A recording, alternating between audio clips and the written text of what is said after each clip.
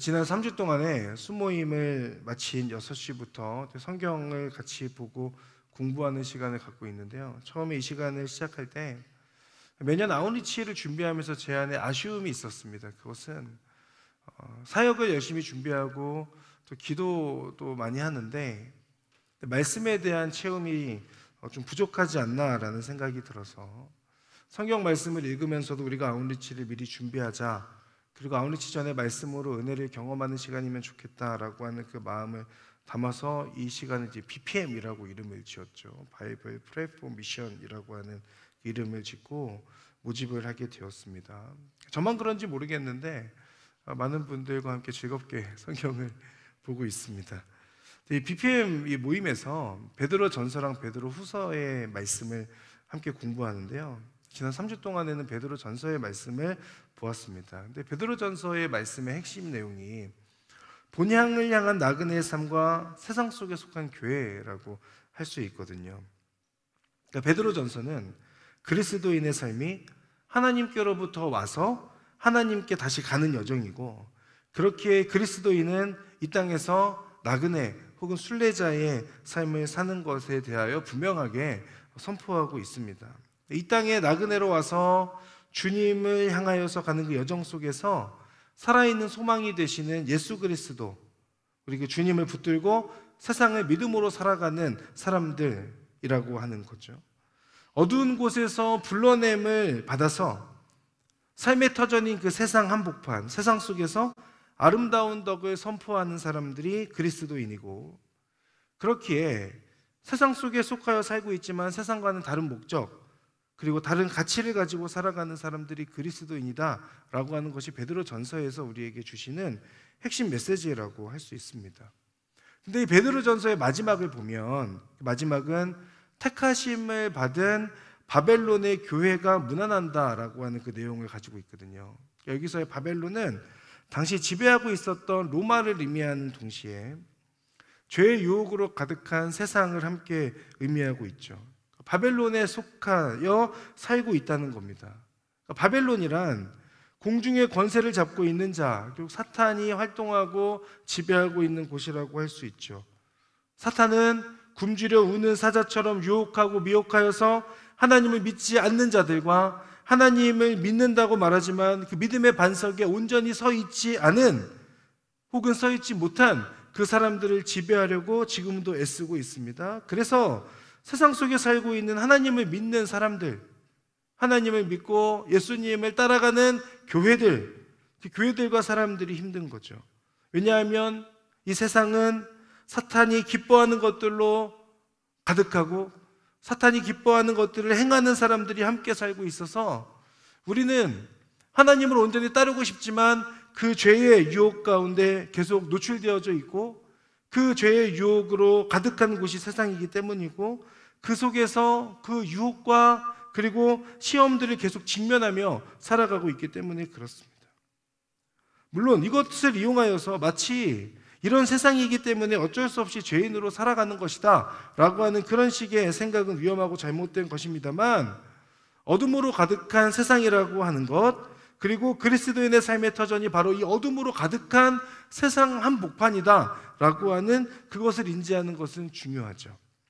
왜냐하면 우리는 그 안에서 몸부림치며 세상의 소금과 빛으로 살 것을 명령받고 추구하는 사람들이 바로 우리 그리스도인의 삶이고 우리의 정체성이기 때문에 그렇습니다. 베드로 전서의 내용을 먼저 말씀드리는 이유는 이 내용이 오늘 우리가 계속 보고 있는 요한계시록에도 동일하게 나타나고 있기 때문에 그렇습니다. 오늘은 17장과 18장의 말씀을 함께 보게 되는데, 17장의 말씀을 보면 많은 물 위에 앉아있는 큰 창녀가 나오고 있습니다.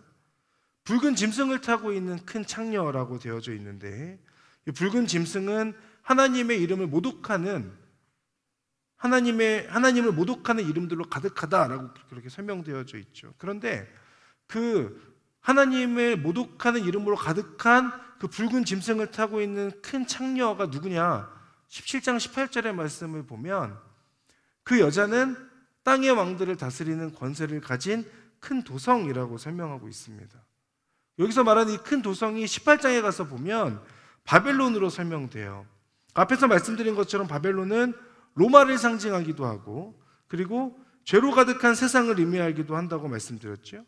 요한계시록에서도 베드로전서와 같이 그곳을 바벨론으로 설명하고 있습니다. 그런데 바벨론을 설명하면서 큰 창녀, 큰 도성 바벨론, 강성한 도성 바벨론 등으로 설명하고 있다는 거예요.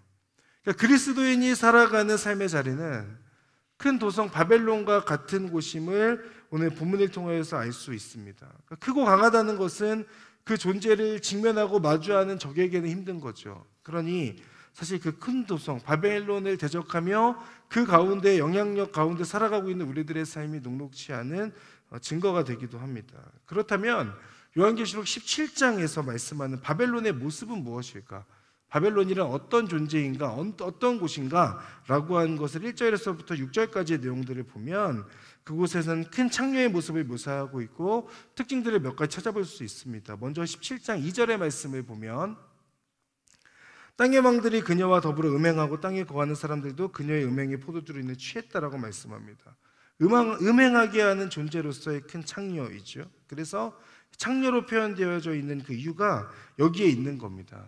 여기서 말하는 음녀, 그러니까 음란한 행위라고 하는 것은 하나님이 아닌 우상을 숭배하는 것에 대한 어떤 모습이라고 할 수 있죠. 그러니까 세상 사람들을 계속해서 유혹하며 하나님으로부터 돌이켜서 우상을 숭배하게 하는 그런 존재로서 등장하고 있습니다.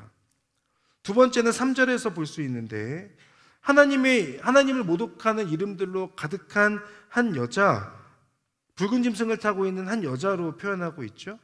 하나님을 모독하는, 하나님을 반대하는, 하나님의 이름을 모독하는 그 존재가 바벨론, 창녀의 모습이라고 할 수 있습니다. 그리고 4절에서도 설명합니다. 4절에서 나오는 내용은 마치 화려한 곳으로 자신을 치장하고 있고 그로 인해서 가증하고 음행에 불결한 것들로 가득한 금잔을 들고 있다라고 설명하고 있죠. 자신의 어떤 모습을 숨기기 위하여서 그럴듯한 것으로 유혹하고 있지만 하지만 사실 그 모습 안에는 하나님께서 기뻐하시지 않는 모습으로 가득한 큰 창녀 혹은 큰 도성 바벨론의 모습이라고 할 수 있습니다. 그리고 5절에 가서 보면 이마에는 비밀 큰 바벨론 창녀들과 땅에 가증한 것들의 어미라고 하는 그 이름이 쓰여져 있다라고 하고 자신이 하나님이 아닌 하나님을 대적하는 자로서 자신의 이름을 새기고 살아가는 그 모습을 확인할 수 있습니다. 6절에 가서 보면 성도들의 피와 예수의 증인들의 피로 인하여 취해 있다라고 말함으로 인해서 예수님을 믿는 사람들을 괴롭히고 그들을 죽였던 그런 존재로서 바벨론이 설명되고 있습니다. 그러니까 이처럼 유혹하는 화려한 모습을 가지고 있고 또 때로는 두렵게 만드는 잔인한 모습도 가지고 있는 존재, 그가 큰 창녀, 큰 도성 바벨론이라고 오늘 본문은 설명하고 있는 것이죠. 이 존재의 모습과 특징을 아는 것도 중요합니다만 정말 중요한 내용은 사실은 1절에 나옵니다. 그 내용을 몰라야 된다는 것이 아니라 그 내용을 알고 이런 큰 창녀의 모습을 알려주는 그 이유가 뭐냐? 1절의 말씀을 보면 그 큰 창녀가 받을 심판을 너에게 부여준다라고 말씀하고 있죠. 핵심은 이것입니다. 큰 창녀가 받을 심판. 큰 창녀의 모습을 설명하기 위한 것이 아니라 사실은 이런 존재가 어떤 존재라고요? 하나님의 심판으로부터 자유롭지 못한 존재, 하나님으로부터 분명하게 심판을 받는다라고 하는 것이 오늘 말씀의 초점이라고 할 수 있어요. 그러니까 17장과 18장, 아니 더 나아가서 요한계시록이 설명하고 있는 것은 이처럼 크고 강력하고 화려한 모습으로 유혹하고 두렵게 만드는 존재이지만 그러나 그 존재는 결국 하나님의 심판을 받는다라고 하는 것이 메시지의 핵심이라고 할 수 있어요. 그 심판을 누가 하시는가? 어린 양 예수 그리스도께서 하신다. 그래서 17장 14절은 이렇게 말씀합니다. 우리 같이 한번 읽어볼까요? 17장 14절 같이 읽겠습니다. 시작. 그들은 어린 양을 대적해 싸울 것이나 어린 양이 그들을 이길 것이다. 이는 그가 만주해 주시며 만왕의 왕이시기 때문이다. 또 그와 함께 있는 사람들, 택하심을 받은 충성된 사람들도 이길 것이다. 아멘. 너무너무 중요한 내용이죠. 어린 양을 대적해서 싸우는 존재가 있습니다. 그러나 그 승리는 어린 양의 것이다. 승리의 이유는 간단합니다. 처음이자 마지막이신 예수님, 그분이 만왕의 왕이시기 때문에 그렇습니다. 모든 것이 주님의 통치 아래 있기에 어린 양을 대적해 싸우는 존재 또한 어린 양의 통치 아래 있는 존재일 뿐이다 라는 것을 우리에게 분명하게 알려주고 있어요. 동시에 어린 양에게 속한 사람들, 어린 양과 함께 있는 사람들, 세상으로부터 부르심과 택하심을 받아서 충성된 믿음으로 살아가는 사람들 또한 승리할 것에 대하여 약속하고 계십니다. 아무리 크고 강력해 보이는 바벨론과 같은 세상이라고 할지라도 그 세상 속에서 예수 그리스도를 믿고 바라보며 충성된 삶을 살아간다면 승리하는 삶을 살게 될 것이다 라고 하는 말씀을 우리에게 하고 계세요. 죄와 악으로 가득한 세상은 강력해 보입니다. 하나님 없이 세상의 것들을 추구해도 괜찮다는 세속주의로 가득하고, 제한이 없는 탐욕을 가지고 성공하라고 말하는 물질주의로 가득하고, 나의 만족을 위해서는 무엇이든 해도 괜찮다고 말하는 쾌락주의로 가득한 이 세상에서 어린 양 예수 그리스도를 따라가는 그 삶, 어린 양에게 속한 백성으로 사는 것은 사실은 어려운 일입니다. 손해보는 것 같고 뒤처지는 것 같을 수 있죠. 그러나 하나님께서는 오늘 본문을 통하여서 우리에게 분명하게 알려주십니다. 큰 바벨론과 같은 세상이 어린 양을 대적해 싸울 것이나 그 승리는 어린 양에게 있다. 또 어린 양과 함께 있는 사람들, 곧 부르심과 택하심을 받은 충성된 사람들도 반드시 이길 것이다 라고 우리에게 알려주고 계세요. 이것이 하나님의 선포이고 약속이며 하나님을 따르는 우리의 믿음의 근거라고 할 수 있습니다. 사랑하는 여러분, 그러니 오늘의 이 말씀 17장 14절의 말씀을 여러분 꼭 기억하셔야 돼요. 어린 양이 승리한다라고 하는 것, 그리고 그 어린 양과 함께 있는 사람들, 그 어린 양으로부터 부르심을 받고 택하심을 받은 충성된 사람들은 반드시 이긴다 라고 하는 것을 여러분 꼭 기억하시기를 바랍니다. 그리고 그 사람들이 바로 저와 여러분이라고 하는 것 또한 믿음으로 고백할 수 있는 그런 저와 여러분이 되기를 바랍니다. 그러니 이 말씀과 약속을 기억하며 세상에 무릎 꿇지 않고 하나님을 따르는 자로 살아가는 것을 선택하게 되는 거죠. 이 땅에서 잠깐의 성공과 쾌락과 즐거움을 위해 사는 것은 지혜로운 삶이 아닙니다.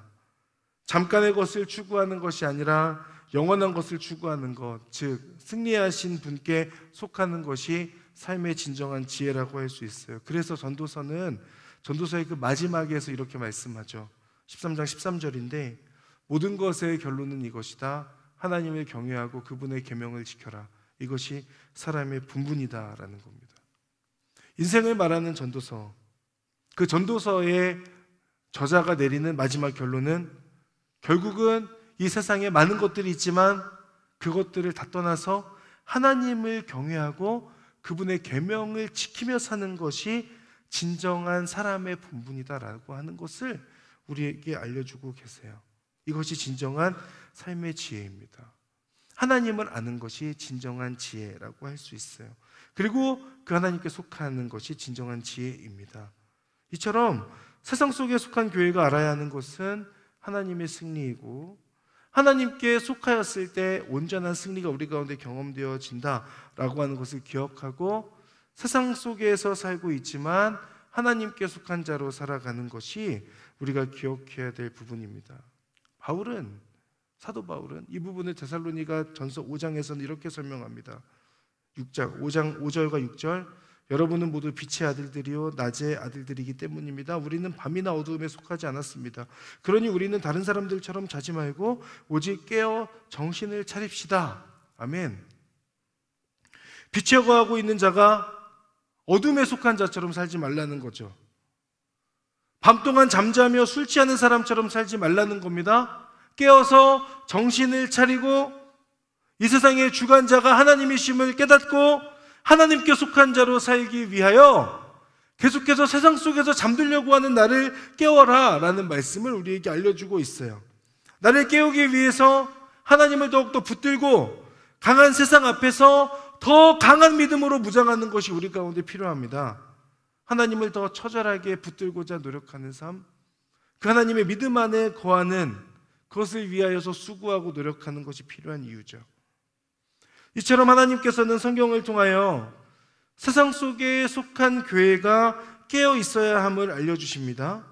승리는 하나님께 있고 이것을 기억하며 세상이 아닌 하나님께 속할 것을 우리에게 요구하고 계십니다.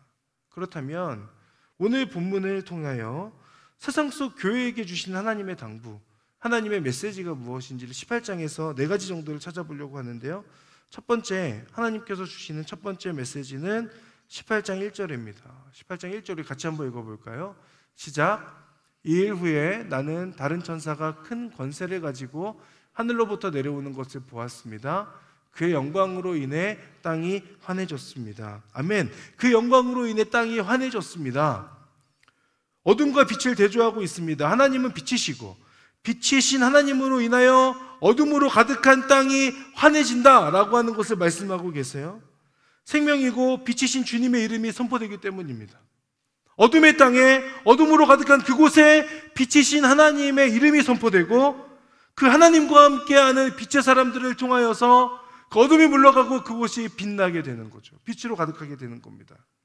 지난 금요일 여름 아웃리치 지역인 양평에 답사를 다녀왔습니다. 고도 400m 정도 되는 곳에 자리 잡고 있는 주님의 숲 교회라고 하는 곳은 너무 아름다운 자연환경 그리고 공기가 좋은 곳에 위치하고 있었습니다. 저는 그곳에 가서 처음에 이제 암 환우분들이 계시다고 들어서 왜 거기에 자리 잡고 있을까 뭐 이런 생각을 했는데 이 400m 정도 되는 그곳이 가장 그 사람에게 그 좋고 그리고 암으로 고생하고 있는 분들이 자연적으로도 치유할 수 있는 가장 좋은 그런 공기적 뭐 그런 환경이 조성되기 때문에 그곳에 가보면 다 황토방이 이렇게 있어요. 그리고 이렇게 장작을 떼가지고 그분들이 이렇게 지내시면서 요양도 하고 병을 낫기를 위해서 그곳에 이제 들어와 계신 분들이 꽤 많이 계신데 그런 마을이 거기 조성되어져 있어요. 암으로 고통받고 계신 분들이 요양하러 오는 그 마을인데 겉으로는 굉장히 평온하고 너무 아름답고 조용하고 이곳에 살면은 진짜 아픈 곳이 없겠다라는 생각이 들 만큼 너무 좋은 곳이었어요. 그런데 그곳에 신천지가 활동하고 교회에도 침투해서 지금 그 교회 힘든 시간들을 보내고 있습니다. 지금도 그 싸움은 계속되고 있죠. 저희 MC단과 또 함께 이렇게 가게 되었는데 그 섬기시는 목사님과 대화하고 마을을 돌아보면서 마음이 너무너무 무거워졌어요. 가기 싫어서가 아니라 영적인 부담이 느껴졌고 그 분투하고 계신 그 목사님의 간절함이 느껴졌기 때문에 그렇습니다. 그리고 그 암으로 고생하시며 그곳에 들어와 계신 분들을 어떻게든 신천지로 데려가려고 하는 그런 나쁜 놈들이 있다는 얘기를 들으면서 한편으로는 우리 청년들이 여기에 와서 괜찮을까라는 생각도 사실 했던 건 사실입니다. 근데 오늘 본문의 이 말씀을 보면서 제 안에 기대와 소망이 생겼습니다. 그 영광으로 인해 땅이 환해졌다. 그곳은 누가 봐도 너무 좋은 자연환경을 가지고 있는 곳인데 사실은 그 안에 들어가서 보면 너무나도 이 죽음과 그 두려움에 대한 그 어둠과 이단의 활동으로 인하여서 어둠으로 가득한 곳이라는 생각이 들었고 그곳에 필요한 건 복음이라는 생각이 들었어요. 그 복음을 누가 전할 건가? 그거는 그 교회에 속한 목사님의 목 아닙니까? 맞죠? 그분이 하시면 되는데 그분이 그곳에서 분투하며 복음을 전하기 위하여서 혼자서 감당하기 어려운 것들을 그 교회 성도들이 싸워내고 있으니 우리가 그곳에 가서 그분과 또 그 교회와 함께 그곳에 예수 그리스도의 은혜를 비추고 주님의 그 사랑을 전해야 되는 것 아닌가라는 생각을 갖게 되면서 제 안에 그 확신도 들었어요. 갈렙의 작은 순종과 헌신을 통하여 하나님의 영광이 나타나고 그 땅에 암으로 인하여 죽음에 대한 두려움으로 가득하고 이단으로 인하여 가득한 그 어두움이 사라질 것에 대한 기대감이었습니다. 여러분, 양평만 가자는 게 아니라 다른 네 곳도 있는데 함께 그 꿈을 꾸며 가면 좋겠다. 어둠에 주님의 빛이 비추면 그 땅은 환해져요. 우리의 작은 순종을 통하여서 주님의 복음이 전해지면 그 땅은 그 복음으로 인하여 환해집니다. 여러분 믿으시죠? 우리가 그 믿음을 가지고 아웃리치 가는 거예요. 그렇지 않습니까? 빛이신 주님으로 인하여 어둠은 물러가는 겁니다. 우리의 능력 때문이 아니라 우리가 전하는 예수님의 사랑, 그 구원의 은혜, 예수 그리스도의 그 복음의 능력이 그곳에 있는 어둠을 빛으로 바꿀 줄 믿습니다. 하나님의 은혜와 영광이 저와 여러분을 비추면 우리에게도 있었던 어둠이 떠나가는 것처럼 우리가 가는 그곳에 주님의 이름을 들고 나아가면 어둠으로 가득한 그곳이 빛으로 환하게 빛나게 될 줄을 믿습니다. 그늘과 어둠이 물러가고 빛이신 주님 안에 거하는 여러분이 되기를 주님의 이름으로 축복하고, 또한 우리를 통하여서 그 주님의 은혜의 빛이 우리가 올여름에 밟는 땅들에 온전히 전하여지는 데 쓰임받는 저와 여러분들이 되기를 주님의 이름으로 축복합니다. 그 가운데 우리의 순종이 필요하고 담대함이 필요합니다. 그 담대함으로 순종하고 결단하게 되는 여러분 되시기를 바랍니다. 하나님께서 주시는 두 번째 메시지는 18장 4절입니다. 18장 4절에 보면 내 백성들아 너희는 그 여자에게서 나오라. 어린 양으로 인하여 어둠이 물러가고 빛이 비추어 환해짐을 믿는다면 어둠에 속하기 위하여서 애쓰고 노력할 필요가 없죠. 그러니 그 여자에게서 나오라라고 분명하게 말씀하고 있습니다. 여자에게서 나오는 구체적인 행위는 죄악에 동참하지 않는 것이고 나를 구원하시고 구속하신 예수 그리스도의 그 십자가의 은혜를 붙들고 믿음으로 바라보며 살아가는 것입니다.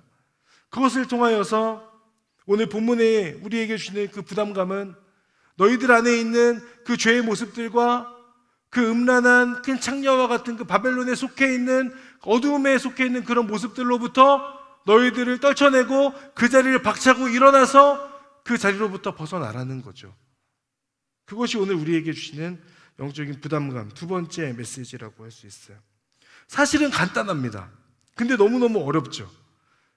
하나님께서 기뻐하시지 않는 것을 하지 않으면 되는 거고 기뻐하시는 것을 하면 되는 겁니다. 어둠 가운데 머무는 것을 즐거워하지 않고 빛 가운데 머무는 것을 즐거워하면 되는 거예요. 나를 사랑하는 것보다 하나님을 사랑하는 것에 더 힘쓰면 되는 겁니다. 그러면 나를 사랑하시는 하나님으로 인하여 하나님의 자녀인 나를 더 사랑하게 될 수도 있으니까. 그런데 문제는 우리의 모습 가운데 하나님께서 기뻐하시지 않는 것을 하는 것의 그 기쁨을 우리는 알고 있고 어둠 가운데 있는 것이 편하고 더 나를 만족시키는 것 같고 그리고 하나님보다 내가 더 중요해서 나를 사랑하는 것이 더 중요한 그 삶을 살게 되고 그것을 포기하는 것이 너무 어렵잖아요. 그러다 보니 오늘 본문은 우리에게 분명하게 말씀하고 있는 거예요. 그 어둠, 그 바벨론 큰 창녀의 품 안에서부터 너희들이 나와야 한다. 결단이 필요하다라고 하는 거죠. 오늘 우리가 함께 기도할 때에도 그 결단을 통하여서 바벨론으로부터 온전히 나오게 되고 벗어나게 되는 그런 여러분 되시기를 주님의 이름으로 축복합니다. 하나님께서 주시는 세 번째 메시지는 18장 20절인데요. 그 도성으로 인하여 즐거워하는 거예요. 딱 이 말씀만 보면 바벨론으로 인해 즐거워한다라고 생각할 수 있지만 사실은 그 앞에 있는 내용이 중요하죠. 19절 말씀을 보면 이 도성이 순식간에 멸망해 버렸다. 하나님의 심판으로 인하여 그 도성이 멸망하고 20절 이하 21절부터의 내용은 그 멸망한 도성의 바벨론의 그 모습을 설명하고 있습니다. 21절에 가서 보면 큰 맷돌 같은 돌이 바다에 던져지는 것처럼 큰 도성 바벨론이 던져질 것이라고 말씀하고 그 도성을 다시는 찾을 수 없다. 22절, 23절에 가서 보면 도성 안에서 여러 모양으로 생활하고 있는 사람들의 소리가 들리지 않는다는 거. 왜? 멸망했기 때문에 그런 거죠. 저와 여러분이 하나님을 믿고 사랑하지만 여전히 죄에서 자유하지 못한 것은 죄를 지을 때 경험하게 되는 즐거움과 쾌락을 우리 모두 다 알고 있기 때문이고, 이것을 포기하지 않으려고 우리는 부인하지만 사실은 포기하지 않기 위해 나름의 각자의 열심을 다하여 노력하고 있기 때문에 그렇습니다. 하나님을 사랑하지만 사랑이라는 것은 사랑하는 자를 위해 나까지도 버릴 수 있는 거 아닙니까? 그런데 그만큼은 사랑하지 않는 거죠. 하나님보다 죄를 더 사랑하는 우리의 모습은 여전히 있기 때문에 그래요. 그러나 20절을 통하여서 하나님께서 우리에게 알려주신 분명한 메시지는 그 도성의 멸망으로 인하여서 즐거워하라는 말씀입니다. 죄를 버리게 되므로 즐거움이 사라지는 것이 아니라 하나님께 온전히 속한 자가 되기에 진정한 즐거움과 기쁨을 알게 되고 누리게 되는 것이죠. 진리는 우리를 자유하게 합니다. 그러나 죄는 우리를 속박하죠.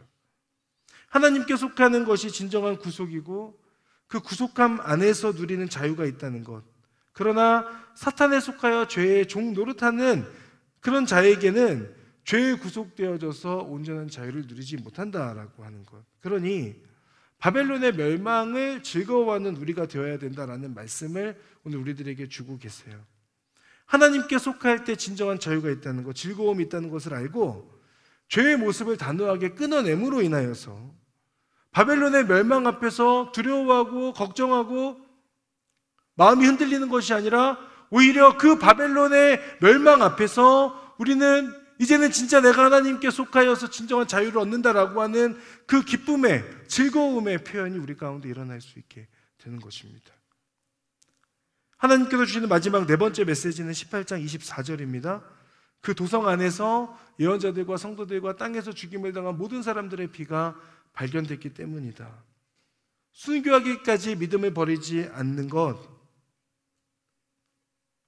순교한 자들, 믿음을 지키고 죽음을 맞이한 사람들은 세상이 볼 때는 그 사람들의 모습은 마치 세상의 사람들이 볼 때는 그냥 아무런 능력 없이 그냥 그 땅에서 죽어버린 것 같지만, 하지만 하나님께서 우리에게 알려주시는 것은 그 사람들의 피, 예언자들과 성도들과 땅에서 죽임을 당한 모든 사람들의 피, 예수님을 믿음으로 그 믿음을 지킨 사람들의 그 피가 발견됐기 때문에 그 도성을 심판하셨다라고 말씀합니다.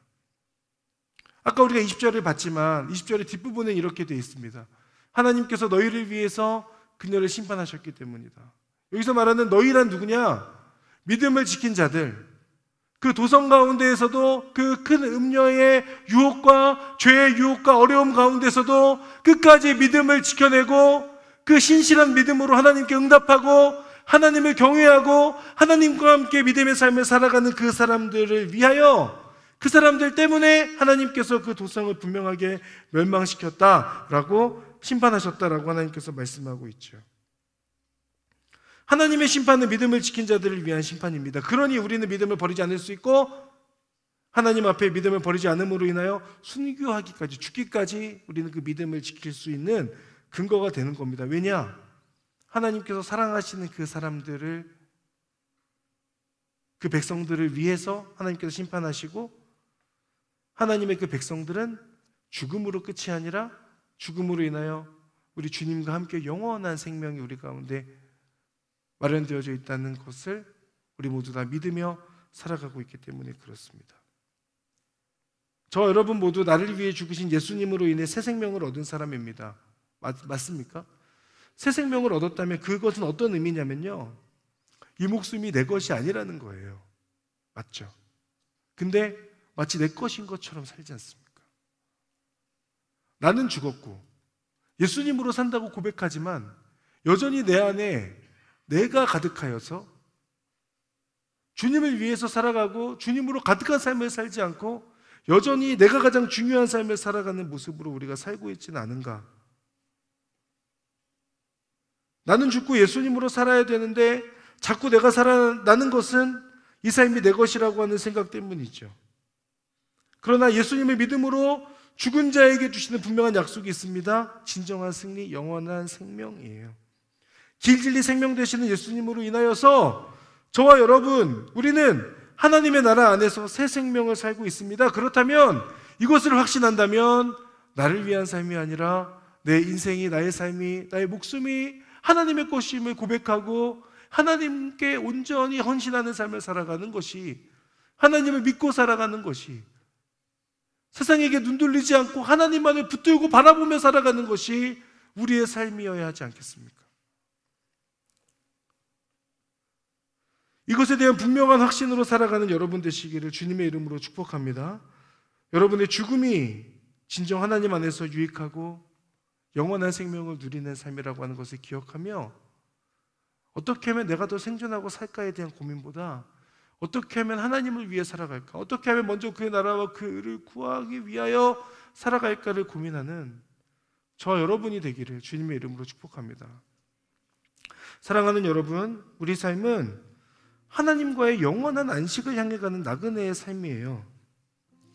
그 여정 가운데 우리가 계속해서 죄의 유혹과 또 죄로 가득한 그 도성, 큰 도성 바벨론에 속한 자로 살아갑니다. 우리의 삶의 터전은 이 세상이지 않습니까? 그러나 하나님께서 우리에게 알려주시는 것은, 너희들은 이 세상에 속하여 살고 있지만 그러나 하나님 나라의 시민으로 살아가는 것이다 라는 것을 분명히 말씀을 통하여서 우리에게 알려주셨죠. 우리는 하나님 나라의 시민으로서 바벨론 속에서 바벨론에 속하지 않는 자의 삶을 살아가는 것이 우리 그리스도인의 삶이라고 하겠습니다. 우리가 믿고 기억할 것은, 그 큰 도성 바벨론, 큰 창녀는 반드시 하나님으로부터 심판을 받는다는 사실이에요. 이것에 대한 분명한 믿음의 고백이 여러분 가운데 있기를 바랍니다. 동시에 승리하시는 어린 양으로 인하여서 어린 양에게 속한 자들 또한 승리한다고 하는 사실입니다. 그렇기에 우리는 끊임없이 나를 유혹하는 그 바벨론 앞에서, 그 창녀 앞에서 우는 사자처럼 나를 집어삼키려고 하는 그 사탄의 존재 앞에서 당당하게 하나님을 경외하는 자로 살아갈 수 있는 겁니다. 우리 모두는 빛이신 주님께 속한 자들이기 때문이죠. 내가 왜 자꾸 세상의 것들에 마음을 빼앗기고 하나님을 향한 믿음이 약해지며 살아가고 있는가? 그것은 하나님의 주권에 대한 그 인정함이 이전보다 약해졌기 때문이고, 하나님의 그 주권과 하나님의 승리하신다는 그 승리하시는 그 하나님에 대한 분명한 확신이 우리 가운데 약해졌기 때문이 아닐까. 여러분, 믿음에 근거하여 깨어 정신 차리고 하나님을 붙드는 저와 여러분이 될 수 있기를 바랍니다. 세상 속에 속하여 세상을 지나고 있는 나그네 교회에게 오늘 본문을 통하여 네 가지를 나눴습니다. 하나님의 영광으로 인해 땅의 어둠이 환해질 것이니 하나님께 속한 자로 살라는 것. 그러니 큰 도성 바벨론 안에 있지 말고 밖으로 나오라는 것. 하나님의 심판으로 인한 바벨론의 멸망을 보며 즐거워하여 하나님 안에 거하라고 하는 것. 마지막으로 나는 죽고 예수님으로 사는 삶을 통하여 영원한 생명을 믿고 누리라고 하는 것이죠. 사랑하는 여러분, 우리 모두 세상 속에 속해 살고 있어요. 그것을 부인하자고 하는 것이 아닙니다. 세상 속에 속하여 살고 있지만, 그러나 세상 속에 속하여 살고 있다고 해서 그 사람들과 똑같은 삶을 살아가는 것은 아닙니다. 그들과는 다른 가치를 가지고 다른 목적을 가지고 살아가는 것이 우리들의 삶입니다. 그 가운데 나를 위하여서 지금도 끊임없이 사랑하시고 나와 함께 하기를 원하시고 예수 그리스도의 그 죽음을 통하여 새 생명을 주신 그 하나님을 붙들고 살아가는 것, 그것이 우리가 세상 속에서 세상 사람들과는 다른 선택을 하는 사람의 모습이라고 할 수 있습니다. 우리 모두 하나님 선택하고 하나님 안에 거하는 기쁨을 누리는 자들이 되기를 바라고, 그것을 통하여 이 어둠으로 가득한 세상에 예수 그리스도의 빛이 비추어질 뿐 아니라 그 빛을 비추는 데 쓰임받는 저 여러분이 되기를 바랍니다. 우리 같이 찬양하며 기도의 자리 가운데로 나아가겠습니다.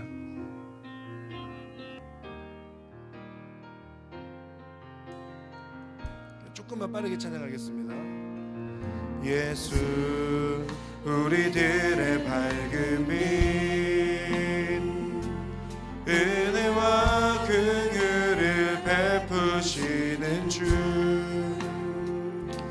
의의 길을 따라가는 주의 자녀들 자들에게 항상 밝은 빛을 비추시네. 그는 구원의 주 하나님, 공의로 세상을 다스리시네. 주를 경외하는 자들에게 부어주시는 놀라운 주님의 영광. 하늘에서 찬란하게 빛나는 주의 영광, 이 땅에 오셨네. 어둠을 밝히고 새 생명 주시네. 영원히 빛나는 나의 예수님, 높이 영광과 찬양 받으시길 이름 경배합니다. 슬픔을 거두고 내게 자유 주시네. 기쁨의 노래를 영원한 나의 빛 예수께. 하늘에서 찬란하게 빛나는 주의 영광, 이 땅에 오셨네. 어둠을 밝히고 새 생명 주시네. 영원히 빛나는 나의 예수님, 높이 영광과 찬양 받으실 그 이름 경배합니다. 슬픔을 거두고 내게 자유 주시네. 기쁨의 노래를 영원한 나의 빛 예수께. 이 시간에 먼저 하나님 앞에 기도하기를 원하는 것은, 나는 죽고 예수님으로 사는 것을 여러분 우리가 늘 고백하지 않습니까? 그런데 그것이 입술의 고백만으로 끝날 때가 맞는 것 같습니다. 우리 시간 하나님 앞에 한 번 더 은혜를 구하며 기도하기를 원합니다. 하나님, 제가 원래는 죽음으로 가는 인생이었는데 주님께서 나를 위해 죽으셨다는 그 복음의 은혜와 능력을 깨닫게 해주셔서 제가 이제는 주님을 믿는 자로 살고 있습니다. 하나님, 그런데 계속해서 내 자아가 올라오고 나를 만족시키기 위한 삶을 살아가는 것 같습니다. 하나님, 다시 한번 하나님 앞에 결단하오니 나는 죽고 예수로 사는 인생이 되게 하여 주옵소서. 온전히 나를 죽이고 주님께 속한 자로 살아서 주님과 함께 동행하는 여정, 주님을 붙들고 믿음으로 살아가는 삶을 살아가도록 인도하여 주시옵소서. 하나님, 계속해서 내가 원하는, 나를 위해 살아가고자 하는, 나를 만족시키기 위해 살아가고자 하는 그런 그 모든 욕심과 욕망들을 떨쳐내고 하나님을 위해서 살아가는 자 될 수 있도록 인도하여 주시옵소서. 나는 죽고 예수로 사는 인생이 될 수 있도록 은혜 베풀어 주시옵소서. 그 결단을 담아서 주여 한번 부르며 하나님 앞에 함께 기도하며 나가겠습니다. 주여, 하나님, 나를 위해 살지 않기를 원합니다. 주님을 위해서 살아가는 자가 되기를 소망합니다. 하나님의 은혜 안에 주님을 붙들고 하나님을 바라보며 나는 죽고 예수로 사는 인생이 될 수 있도록 인도하여 주시옵소서.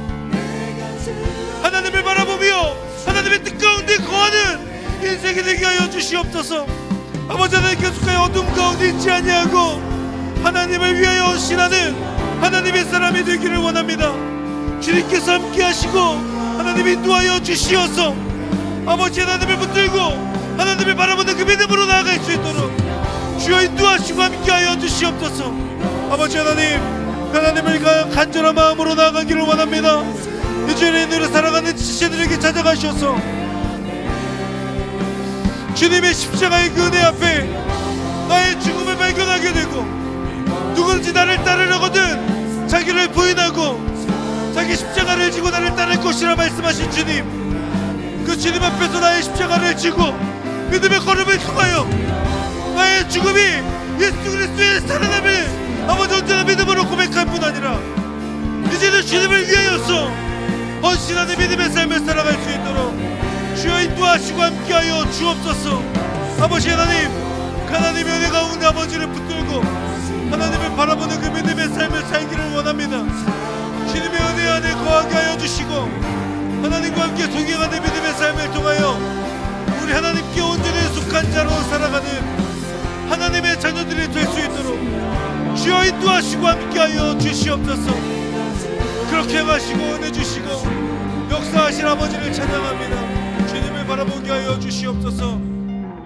우리 한 번 더 기도하며 나아갈 때에 오늘 본문을 통하여 하나님께서 분명하게 우리에게 알려주시는 것은 큰 도성 바벨론의 그 안에 있지 말고 밖으로 나오라는 하나님의 메시지입니다.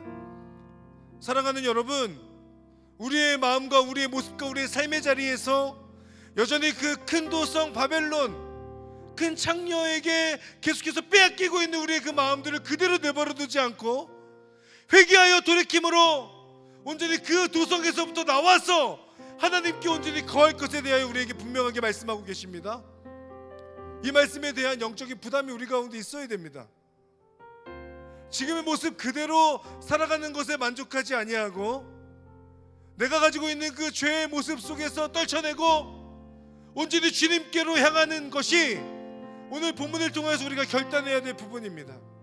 사랑하는 여러분, 이 시간 함께 결단하며 기도할 때 주님, 저의 삶의 영역 가운데 큰 도성 바벨론에 머물고 있는 것 같은 그 모습들로부터 돌이키기를 원합니다. 온전히 회개함으로 아버지 그 모습에서부터 돌이켜서 하나님을 붙들고 우리 하나님과 함께 동행하는 삶의 여정을 살아갈 수 있도록 인도하여 주시옵소서.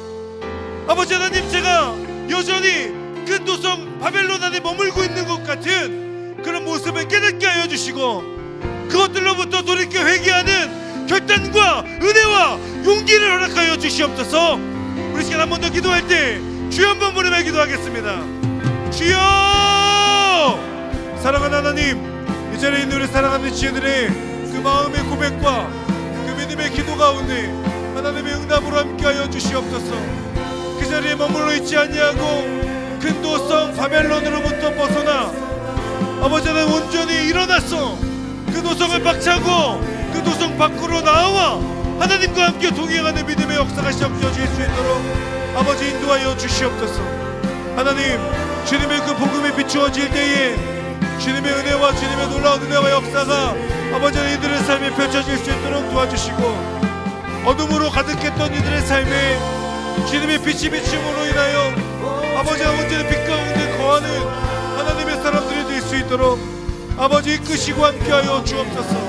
하나님의 은혜 안에 거하는 삶을 살게 하여 주시고 놀라운 하나님의 일하심과 하나님의 역사하심 앞에 믿음으로 나아가는 하나님의 자녀들이 될 수 있도록 주여 인도하시고 함께하여 주옵소서.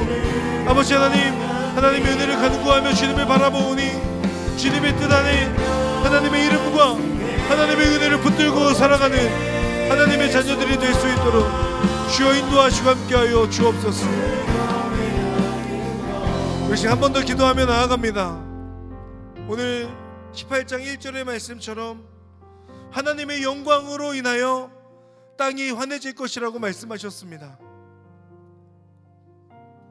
첫 번째는 그 여러분의 삶에 온전한 주님의 빛이 비추기를 주님의 이름으로 축복합니다.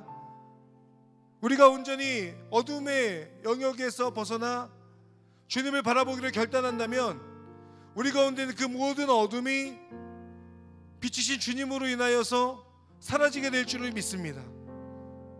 그 믿음의 고백을 주님, 이 안에 있는 우리 사랑하는 주님의 백성들이 포기하지 않고 주님을 바라보는 그 믿음의 결단의 근거의 말씀으로 삼도록 18장 1절을 기억하게 하여 주시고, 또한 기도하는 것은 하나님께서 올 여름에 우리를 불러주신 그 부르심의 자리 가운데로 순종하며 나아갈 때 그곳에는 그 모든 어둠이 떠나가고 빛이신 주님의 복음을 전함으로 인하여 그 땅이 주님께로 돌아올 것을 믿습니다.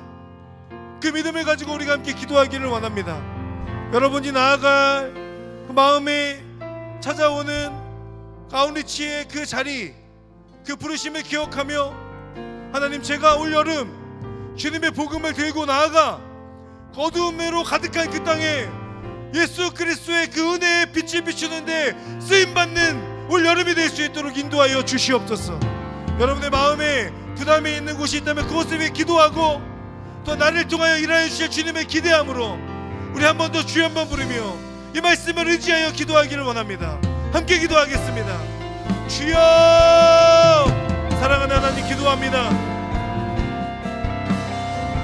그의 영광으로 인해 빛이 환해졌다는 그 말씀을 기억하며 올 여름 우리를 부르시는 하나님의 그 부르심 앞에 믿음으로 결단하며 나아갑니다. 주님께서 홀로 영광 받아주시고 하나님의 뜻 안에 거하게 하여 주시고 하나님의 그 이끄심과 놀라운 하나님의 은혜와 역사하심 앞에 하나님, 나를 통하여 그 모든 어둠의 영역들이 아버지 빛 가운데 고함으로 떨쳐져있는 그 놀라운 은혜가 펼쳐질 수 있도록 주여 인도하시고 함께하여 주시옵소서.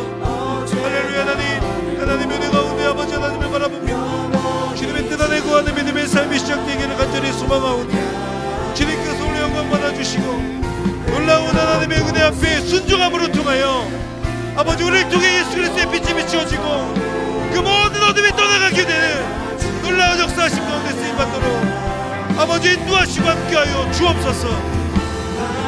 하나님을 바라보는 믿음으로 나아갈 때 하나님의 그 일하심과 역사하심과 하나님의 은혜를 사모함으로 우리 하나님께서 비추시는 그 빛 가운데 거하는 자들이 될 수 있도록 인도하여 주시고 그 영광으로 인해 땅이 환하여짐을 경험하게 되는 데 쓰임받는 하나님의 자 아버지 인도하시고 함께하여 주시옵소서. 아버지 하나님, 우리 가운데 주시는 은혜를 간절히 기도합니다. 우리 마지막으로 기도합니다. 올여름 우리 공동체 허락하신 네 곳의 아웃리치를 위해 기도합니다. 국내의 네 곳, 파주 땅과 제주 땅과 양평 땅과 서천 땅을 위하여 기도하겠습니다. 하나님, 우리를 통하여 그 땅에 주님의 빛을 비추는데 저희들을 사용하여 주옵소서. 또한 일본과 타지키스탄 가운데 하나님께서 함께하여 주셔서 하나님, 그곳에 나아가는 우리의 발걸음을 통하여 주님의 사랑이 전해지게 하여 주시고 그곳에 있는 그 모든 어두움이 떠나가 그 영혼들 가운데, 그 교회와 지역 가운데 주님의 빛이 비추어지는 놀라운 올 여름이 될 수 있도록 인도하여 주시옵소서. 해외 두 곳과 국내 네 곳, 그 아웃리치 지역들을 위하여 또 우리가 진행할 그 사역들을 위하여 마지막으로 한 번 더 주여 한번 부르며 함께한 마음으로 기도하기를 원합니다. 함께 기도하겠습니다. 주여, 주여, 주여. 하나님, 우리가 나아가는 그곳에 주님의 은혜가 필요합니다. 하나님의 일하심과 역사하심을 구하며 나아갑니다. 아버지 하나님, 일본 땅 가운데, 타지키스탄 땅 가운데 아버지, 우리가 또 나아가게 될 파주의 조이하우스 가운데, 제주의 용수교회 가운데 아버지 하나님, 양평의 주님의 숲교회 가운데, 서천의 포도원교회 가운데 하나님께서 함께 하심으로 인하여 아버지 하나님, 우리가 순종의 걸음을 통해 나아갈 때 우리를 통해 예수님의 그 은혜와 사랑이 먼저 흘러갈 수 있도록 인도하여 주시고 아버지 하나님의 이름을 새기고 주님의 이름을 높이며 아버지 하나님의 영광을 위하여 쓰임받는 아버지 할례 공동체가 될 수 있도록 인도하여 주시옵소서. 하나님, 저희들이 올려드린 그 모든 기도 가운데 응답하시며 특별히 우리 한 사람 한 사람 빛이신 주님 안에 거하는 믿음의 사람들이 되도록 은혜 베풀어 주시옵소서. 감사드리며 예수님의 이름으로 기도합니다. 아멘.